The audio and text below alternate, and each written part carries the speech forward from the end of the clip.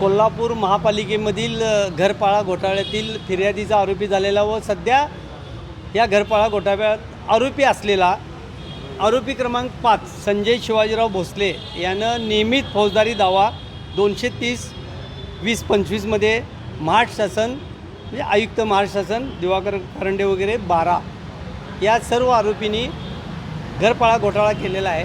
यामध्ये संजय भोसलेनं माननीय न्यायालय प्रथमवर्ग न्यायदंडाधिकारी कोल्हापूर या ठिकाणी दावा दाखल केलेला होता की मला या घरपाळा घोटाळ्यातून दोषमुक्त करा।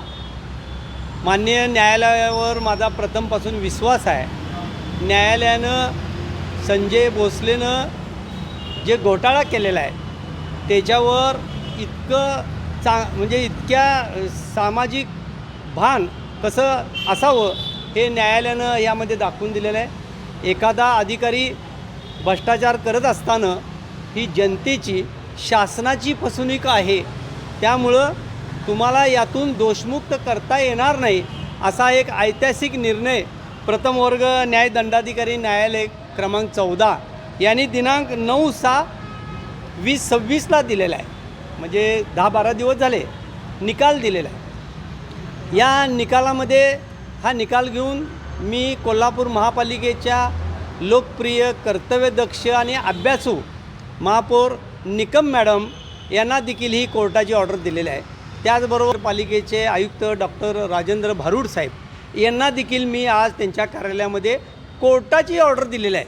माझं वैयक्तिक काही नाही आहे, कारण मी कधीच माझं अर्जाने कधी मी म्हणणं मांडत नाही, कागदपत्र देतो आणि हे ऐतिहासिक ऑर्डर झालेले आहे। या ऑर्डरमध्ये संजय भोसले यांना न्यायालयानं स्पष्ट सांगितलं की तुम्हाला यामध्ये दोषमुक्त करता येणार नाही।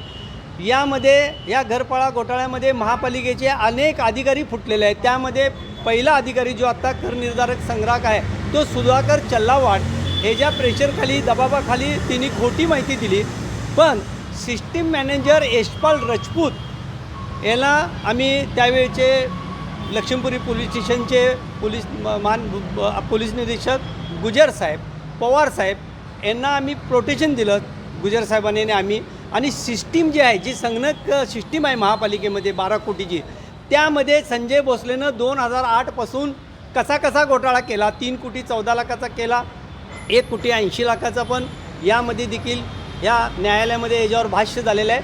त्यामुळं माननीय न्यायालयानं त्याचा दोषमुक्तीचा अर्ज नामंजूर केलेला आहे, तशी ऑर्डर झालेली आहे। ही ऑर्डर माननीय आयुक्तांना मी दिलेलं आहे, कोल्हापूरच्या महापौर निकम मॅडम यांनाही दिलेलं आहे, आणि त्याच्यावर ताबडतोब निलंबनाची आणि फौजदारी कारवाई करावी, न केल्यास मी हायकोर्टामध्ये दाद मागणार आहे।